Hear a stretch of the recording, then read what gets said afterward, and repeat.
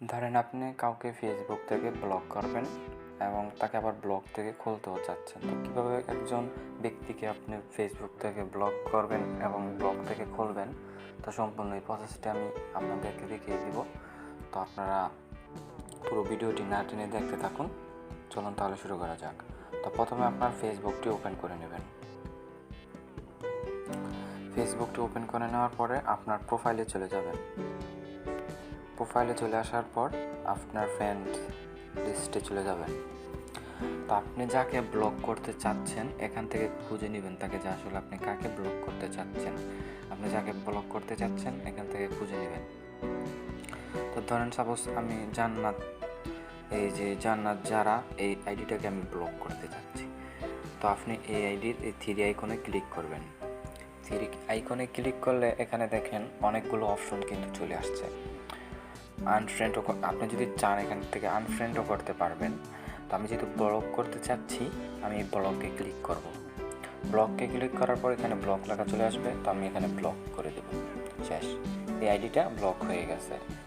এখন আমি আবার তাকে কিভাবে আনব্লক করব? যদি আমি তাকে এখন আনব্লক করতে চাই তাহলে এই দেখতে পাচ্ছেন এখানে থ্রি আইকন, এই থ্রি আইকনে আমাকে ক্লিক করতে হবে। থ্রি আইকনে ক্লিক করার পর এখানে দেখতে পাচ্ছেন সেটিংস নামে একটি অপশন আছে, এই সেটিংসে আপনি ক্লিক করবেন। সেটিংসে ক্লিক করার পর একটু নিচে যাবেন, নিচে গিয়ে খুঁজে নেবেন ব্লক। এই যেখানে ব্লক লেখা আছে এই ব্লকে ক্লিক করবেন। ক্লিক করার পর এ দেখেন এই জান্নাত, এই আইডিটা আমি ব্লক করেছি, আরও মিম ইসলাম এগুলো অনেক আগে ব্লক করেছি।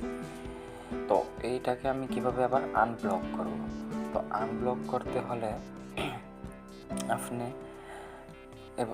আপনি যেটাকে আনব্লক করতে চাচ্ছেন সে আইডিটাতে এবার ক্লিক করবেন। ক্লিক করার পর এখানে দেখেন লেখা আছে আনব্লক।